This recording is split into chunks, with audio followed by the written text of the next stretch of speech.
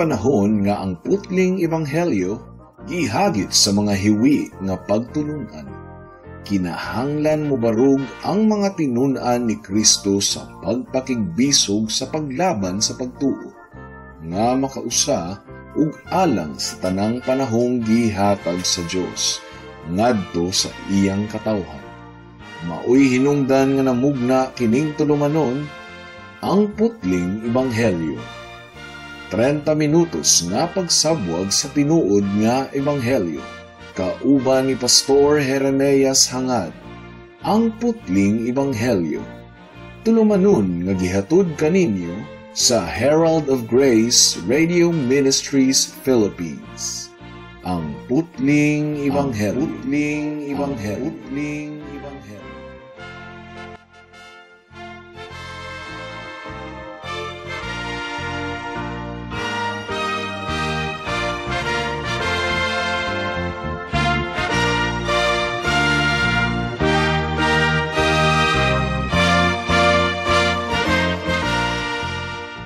Mayong hapon Mabinay, mayong hapon Negros Oriental, Negros Occidental, Guimaras, Dumaguete City ug kutob sa tanang gidala sa Ginoo sa pagpaminaw niining atong programa nga giuluhan og ang putling ebanghelyo.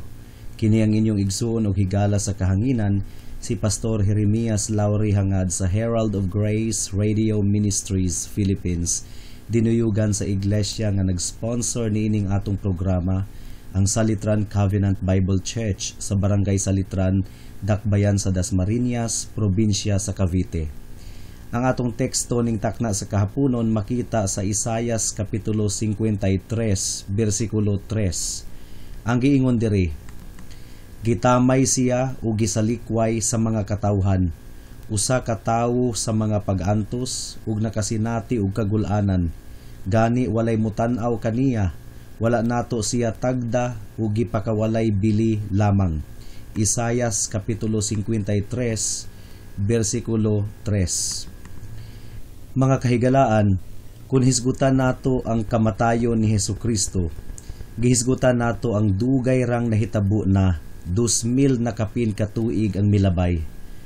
Wala si Jesus namatay kada Biyernes Santo, sumala sa gihuna-huna sa kadaghanan, wala pud siya nabanhaw kada Easter Sunday. Sa pagkatinuod lang atong gisaulog ang dugay rang nahitabo nga bugtong sakripisyo ni Jesus alang sa kapasayloan sa sala, nga gibuhat ni Jesus kausa lang didto sa cross alang sa tanang panahon. In fact, ang giingon sa Biblia nga dili lang sa matag Semana Santa nato sa ulugon ang kamatayon ni Jesus, kundili sa makanunayon gayod sa matag tipik nato sa balaang panihapon. Ug dugang pa, kung atong sa ulugon ang kamatayon ni Hesukristo, sa ulugon nato kini nga adunay pagbati nga madinaugon, tungod kay ang kamatayon ni Jesus naghupay sa tanang kapungot ug tunglo sa Dios batok sa mga makasasala nga nagsalig kaniya. Ang iyang pagkabanhaw pag-usab mao ang pagpamatuod nga natapos na ang paglukat ni Jesus sa iyang mga katawhan gikan sa pagkatinunglo sa sala. Mao nga ning takna sa kahaponon, magaproklamar ako kaninyo, mga kahigalaan, mahitungod kang Hesukristo, nga gilarawan ni ining atong teksto ingon nga usa ka tawo sa mga pag-antos ug nakasinati sa kagulanan. Apan ako kining buhaton uban ang kasing-kasing nga nagsadya, gumikan kay dugay rang nagmadaugon si Jesus bato kang Satanas didto sa cross sa Kalbaryo. Dili kita motipas gikan sa atong teksto ning takna sa kahaponon, apan magpabilin kita sa mga pulong niini. Adunay tulo ka bahin ang atong mga pagpamalandong. Una, gitawag si Jesus og usa ka tawo. Ikaduha, siya usa ka tawo sa mga kagulanan. Ikatulo, nakasinati siya og mga pag-antos. Una, gitawag si Jesus og usa ka tawo. Dili nato baliwalaon ang doktrina nga si Jesus tinuod gayud nga tawo. Importante gayud kaayo nga masabtan nato kini mga kahigalaan. Si Jesus nga gitawag sa Biblia og Dios sa tanang mga Dios, gitawag usab siya sa atong teksto og usa ka tawo ug usa ka tawo sa mga pag-antos.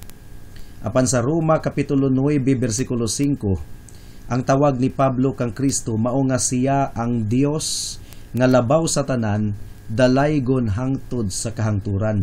So kini nga teksto Roma kapitulo 9 bersikulo 5, kinahanglang basahon kini sa mga tawo nga dili mutuo nga si Kristo Dios. Kahibulungan kaayo kini. Siya nga gitamay o gisalikway sa mga katawhan, gihigugma o gisimba sa mga anghel. Ang giingon sa Hebrewhanon kapitulo 1 bersikulo 6, kinahanglan simbahon siya sa tanang mga anghel sa Dios. Ug siya nga gitamihiran sa mga katawhan, gisimba sa mga anghel.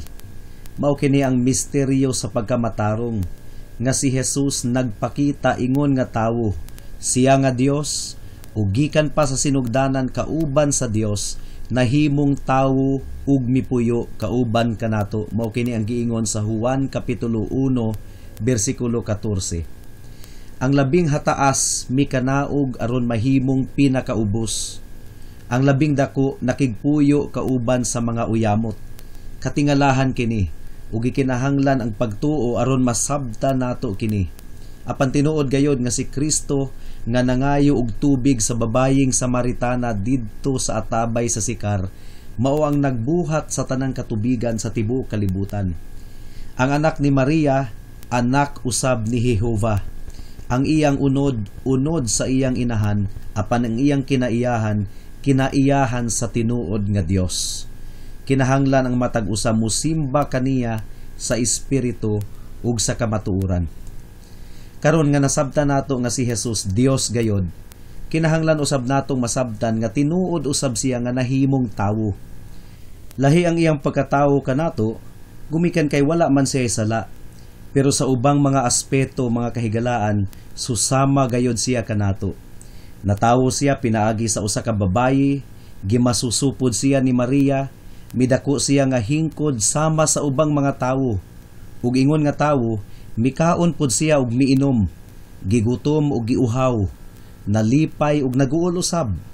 Ang iyang lawas mahikap ug magunitan, masamad usab ang iyang lawas ug mudugo.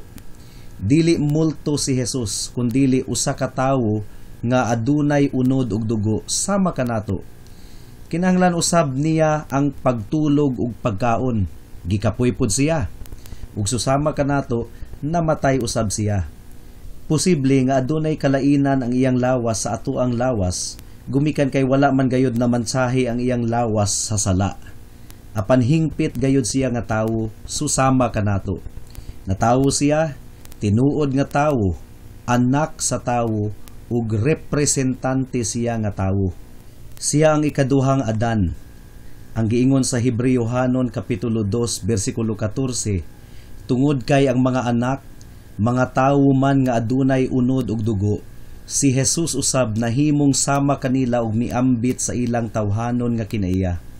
Ug ang giingon sa Pilipos kapitulo 2 bersikulo 7, gitalikda niya ang iyang himaya ug gisuot ang sapot sa pagkaulipon ug nahimong sama sa hulagway sa mga katawhan. Karon, nganong nahitabo man kini? Ang tubag mao nga sa pagkatawo ni Jesus, nahimo siyang suod kanato. Ug ngano man, tungod kay sumala sa balaod, ang naulipon kinahanglan nga lukaton sa suod nga parinte. Katungod sa pinakasuod nga kaliwat, nga lukaton ang parinte nga naulipon. Gibuhat sa atong Ginoong Hesukristo ang balaodnon nga katungod, tungod kay nakita niya nga nabaligya kita ngadto sa pagkaulipon sa sala, ug ang atong himaya nga panulundon nawala gikan kanato. Mao nga si Jesus mibarog aron sa pagtubos kanato gikan sa pagkaulipon ug sa paglukat sa atong himayang panulundon. Tawo ang nakasala, mao nga tawo pod ang kinahanglan nga mulukat. Mao nga si Jesus nagpakatawo aron mahimong atong manunubos nga mulukat kanato gikan sa pagkaulipon sa sala, dalaygon ang iya ngalan. Unsa ka mahinungdanon ang doktrina sa pagkatawo ni Jesus? Higala, makasasala ikaw. Dili ka makaduol sa balaang Dios, tungod kay ang Dios balaan kaayo ug sama sa kalayo nga musunog gayod. Mao kini ang giingon sa Hebrews kapitulo 10 bersikulo 29. Makalilisan kaayo siya nga imong nasad-an. Apan adunay tawo nga gitakda o giordinahan nga mupataliwala tali kanimo ug sa Dios. Ug kung ikaw muduol sa Dios, kinahanglan nga muduol ikaw pinaagi sa tigpataliwala. Ang Dios ug tawo nga si Hesukristo mao lamang ang tigpataliwala tali sa Dios ug sa mga makasasala nga susama kanato. Kung wala si Kristo mga kahigalaan, dili kita makaduol sa Dios. Tungod kay dili makatugot ang Dios, nga dili masilutan ang mga makasasala. Apan si Kristo, ang Dios nga nahimong tawo, nga wala mawala ang iyang pagka-Dios, mao ang nagtabon sa tanang mga sala sa iyang katawhan, pinaagi sa iyang hamili nga dugo. O higala, ang pultahan sa kasing-kasing ni Kristo abli gayud kaayo, ug ang tanang muduol kaniya dili gayud niya isalikway. Nganong mahadlok man ikaw sa pagduol kaniya? Siya ang kordero sa Dios. Ang giingon sa Mateo kapitulo 11 bersikulo 28 ug 29, duol kamo kanako, kamong tanan nga gikapuyan o gibugatan sa inyong gipas-an ug papahulayon ko kamo. Isangon ang akong yugo ug sundan ninyo ako, kay malumo ako ug mapaubsanon sa espiritu ug makapahulay kamo. Ayaw kahadlok sa pagduol kang Hesus, higala. Andam siya nga muluwas kanimo. Siya lamang ang dalan padulong sa Dios.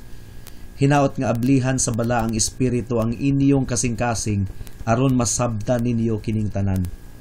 Ug ako pud kining idugang alang sa mga kaigsuonan sa pagtuo, aron magmaya kita diha kang Kristo. Tungod kay nagpakatawo si Hesus sama kanato, nagbarog siya karon ingon nga pangulong pari, nga dili sama sa ubang pari nga dili mubati og kaluoy sa atong mga kahuyang, kundili usa siya ka pangulong pari nga gitintal sa tanang paagi sama kanato, apan wala gayud makasala. Mao kini ang giingon sa Hebrews kapitulo 4. Ang simpatiya ni Hesus mao ang ikaduhang pinakabililhon nga butang sunod sa iyang sakripisyo, dalaygon ang iyang ngalan. Mudangat na kita sa ikaduhang punto. Si Hesus, sumala sa atong teksto, gitawag og usa ka tawo sa mga pag-antos, a man of sorrows. Ang pinulungan ni ini nga teksto bugat kaayo mga kahigalaan. Wala siya tawga og mainantuson nga tawo, kundili usa ka tawo sa mga pag-antos. Nga mura ba og minugna siya sa mga pag-antos, nga mura og ang pag-antos mao ang naglukop sa iyang pagkatawo. Adunay mga tawo nga mga tawo sa kahilayan, aduna po'y mga tawo sa kaadunahan, apan si Hesus usa ka tawo sa mga pag-antos. Unsa may gipamulong sa Biblia mahitungod kang Hesus, isip tawo sa mga pag-antos. Well, pinasahi ang iyang pag-antos. Walay makatupong sa iyang pag-antos. Sa pagkatinuod lang, ang tanang mga tawo adunay kabugaton nga kinahanglang pas-anon ining kinabuhia. Apan ang gipas-an ni Hesus ang pinakabugat sa tanan. Kinsabay tawo ni ining kalibutan nga gawas nun sa mga pag-antos. Aduna bay tawo nga walay problema? Malukop na lang nimo og pangita ang tibuok kalibutan. Ug sa tanang dapit aduna gayoy mga tunok ug mga problema. Bisan pagkinsang pinakadato nga tawo, duna gayoy problema. Sa tanang dapit, sa dagat, sa yuta, sa disyerto, ang tanang tawo adunay mga pag-antos. Apan walay makatupong sa mga pag-antos ni Hesus. Pwedeng gisiun sa mga tawo ang ilang sapot, isip timaan sa ilang kaguol, apan si Hesus, siya mismo ang gigisi sa iyang mga pag-antos. Ang giingon sa Isaias kapitulo 53 bersikulo 5, gisamaran siya tungod sa atong mga sala, napangos siya tungod sa atong pagkadautan. Siya nga masinugtanon kaayo nga anak sa Dios, nag-antos sa pinakadakong pag-antos ni adtong gikastigo siya sa amahan tungod sa atong mga sala. Mao'y hinungdan nganong misinggit siya dito sa krus, Dios ko, nganong gibiyaan mo ako? Nganong labaw man gayod ang pag-antos ni Jesus? Kini tungod kay ang iyang mga pag-antos walay sagol nga sala, walay mixture sa sala. Tungod kay wala man siya makasala. Kung ang mga katawhan nga kawatan o kriminal nag-antos sa prisuhan, tungod kana kay nakasala man sila. Kung naguol sila nga napriso sila, mas samot nga naguol ang mga napriso nga walay sala. Si Jesus wala gayoy sala, apan nag-antos siya. Ug gawas pa, ang sala estranghero gayod kaayo sa iyang kinaiyahan. Aduna gayoy mga tawo nga kinaon lamang nila ang pagpamalikas. Nga halos tanang pulo nga mugawas sa ilang baba, aduna gayoy sagol nga PISTI o di ba kaha YAWA, kamo na lang bahala mo spelling. So every time nga makadungog sila og pamalikas, wala lang kini sa ilang pamati kay naanad naman sila niini. Pero aduna po'y mga tao nga wala maanad niini. Ug every time nga makadungog sila og pagpamalikas, lain kayo ang ilang pamati. Pero sa kadugayan, maanad rapod sila. Apan si Jesus, mga kahigalaan, imagina ninyo ang kaguol, kasuko, kasubo nga iyang nabati gumikan sa sala sa katawhan. Ug unsa may giingon sa Biblia, Isaias kapitulo 53 bersikulo 4 nagaingon, gipas-an ni Jesus sa iyang abaga ang atong mga sala. Siya ang gidakdakan sa Dios gumikan sa atong mga sala. Ma-imagine ba ninyo ang pag-antos nga gibati ni Jesus samtang gipas-an niya sa iyang mga abaga ang tanantang sala? Pagkadako na lang gayod sa iyang pag-antos. Ang pag-antos ni Jesus, mga kahigalaan, labaw pagayod sa pag-antos sa usa ka tawong limpyado nga gipapas-an og hugaw kaayong basura sa iyang abaga. No, mga kaigsuunan, ang mga mata ug tibuok lawas ni Jesus balaan kaayo ug dili nato ma-describe ang iyang reaksyon niadtong gipas-an niya ang atong mga sala. Mao nga walay makatupong sa iyang mga pag-antos. Ang giingon sa Isaiah 53 bersikulo 6, kitang tanan sama sa mga karnero nga nasalaag ug wala musubay sa hustong dalan, apan siya'y gidakdakan sa Ginoo sa tanantang kasalanan. Unsa pagayod, alang kanako ang pinakapait sa tanang pag-antos ni Kristo mao ang response sa mga tawo sa grasya nga iyang gitanyag. Mianhi si Jesus ingon nga Mesiyas, puno sa gugma. Apan unsay balo sa mga tawo, gitamay ug gisalikway nila si Jesus. Miadto siya sa iyang kaugalingong dapit, kung asa siya midako, ug iyang gipaila-ila ang iyang kaugalingon. Apan unsay balo sa mga tawo, buot nila untang ihulog si Jesus sa pangpang aron mamatay. Lisod baya kaayo nga mopakita ka og kaayo sa mga tawo nga walay gana ug walay gugma alang kanimo? Ug dili lang kay nagpakita ang mga tawo og walay gana kang Jesus, ila pagayod siyang gitamay ug gibugal-bugalan. Gibansagan siya ug usa ka tawo nga palahubog, giyawaan kuno ug nabuang. Mabasa nato kini sa Juan kapitulo 8 bersikulo 48, giyawaan kuno si Jesus. Grabe kaayo nga pagbugal-bugal nga sa pagkatinuod lang mianhi si Jesus aron pukanon ang mga buhat sa yawa. Ilang gipasanginlan si Jesus sa tanang matang sa krimen, ug bisan ug wala siya'y gihimo kundili ang mga butang lamang nga ilang ikaayo, unsa may ilang gibalos kaniya, ilang gipapatay didto sa cross. Ang kasing-kasing ni Jesus puno sa gugma, apan ang gibalo sa mga tawo mao ang pagsalikway ug pagdumot sa maong gugma. Ug sa nagpadayon siya sa iyang ministeryo, midaghan pagayon og samot ang iyang mga pag-antos.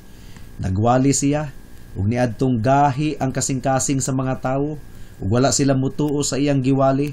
Ang giingon sa Biblia, nasakit siya gumikan sa kagahi sa ilang kasing-kasing.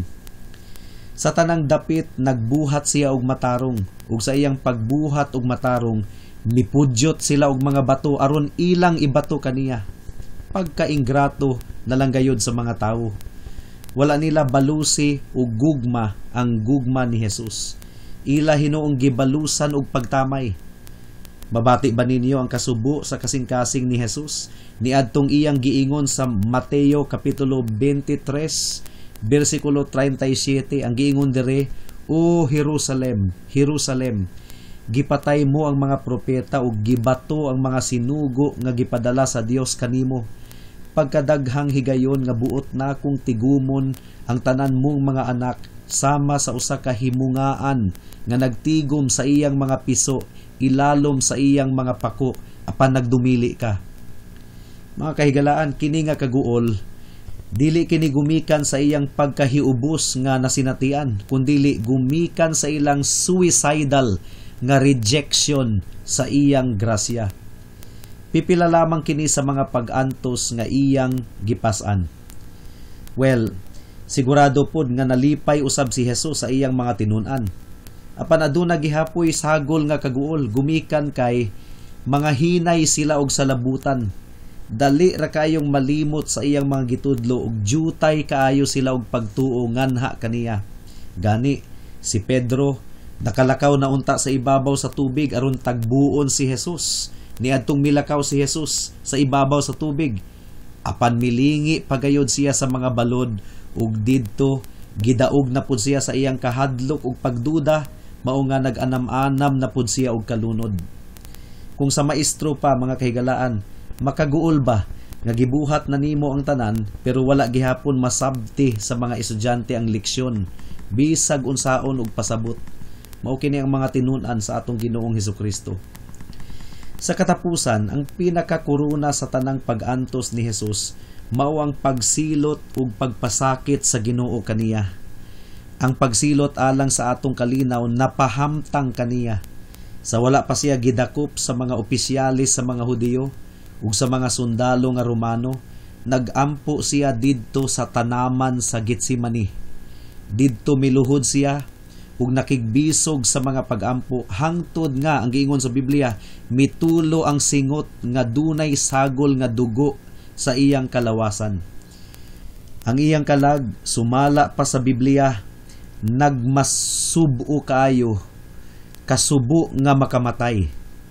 Of course, familiar na ta sa istorya sa mga pag-antos sa atong manluluwas, kung giunsa siya pagkaso sa mga husgado, gibugal-bugalan o gipasakitan, niadtong gidala siya sa korte ni Herodes ug ni Pilato, gilatigo siya.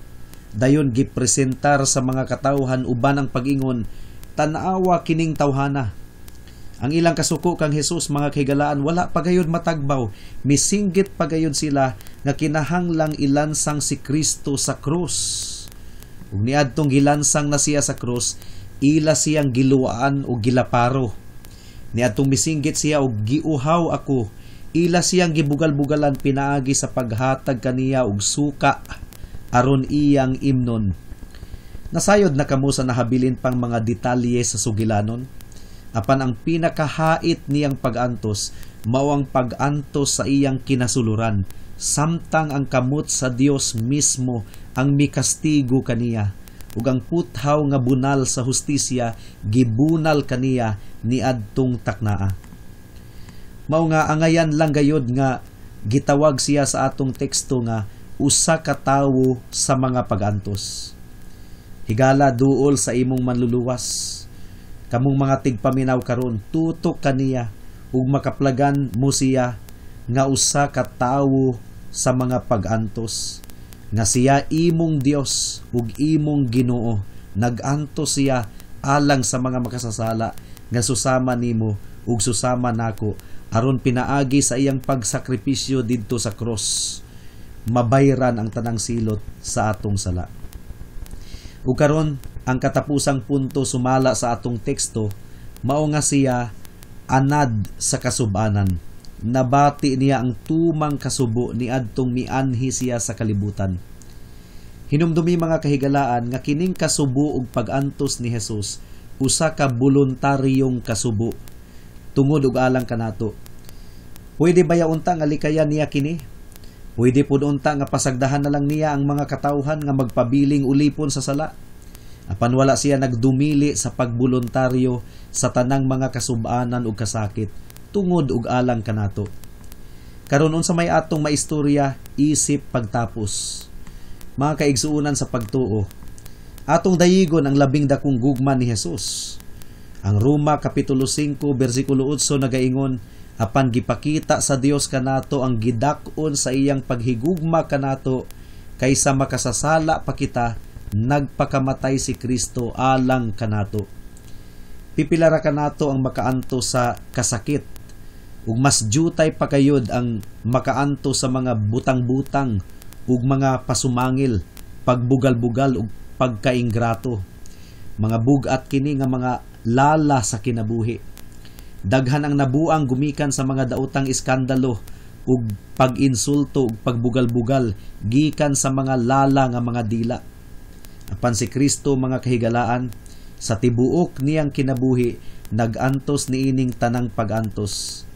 Higugmao nato siya igsuon, pamalandungan nato ang dako kaayo niyang gugma alang kanato. Buot mo bang sulayan niining taknaa nga mulangoy diha sa gugma ni Kristo?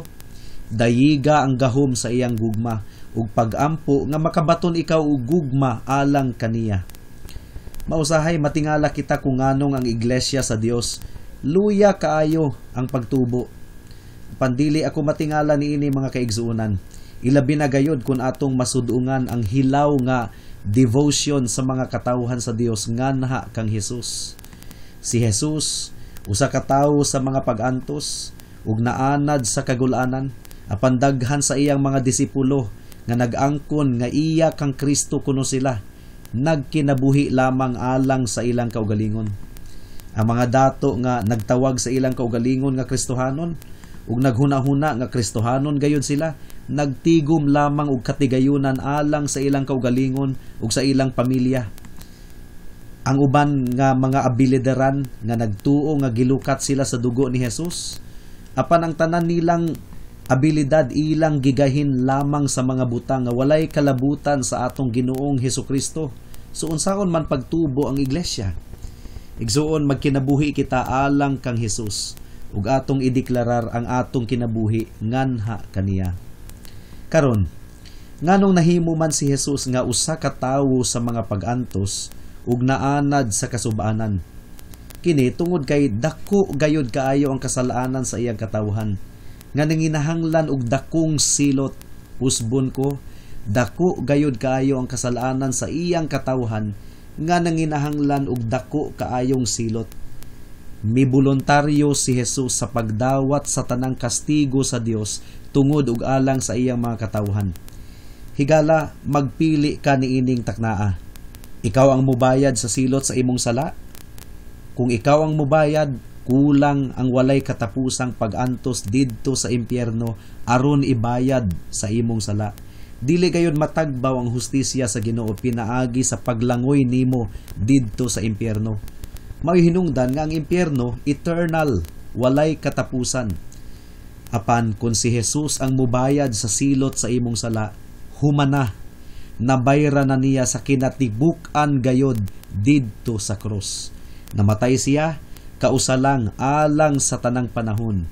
O higala, pakig-uli sa Dios, pinaagi kang Hesukristo. Dangop kaniya, tawga siya, dawata siya ingon nga imong Dios ug manluluwas. Buhata kini karon kay basin og ugma, ulahi na ang tanan. Amen. Hangtod din hinalang kita taman sa atong pagtuon karong taknaa tungod kay wala na kitay oras pa. Ako kamong padayon nga giimbitar sa pagpaminaw niining atong programa sa matag Miyerkules alas 6 hangtod sa alas 6:30 sa hapon dinhi sa Power 102.1 RFM. Daghang salamat. Alang sa dugang nga mga pangutana, mahimong mo text kang Pastor Jeremias hangad sa 0935 744-3030.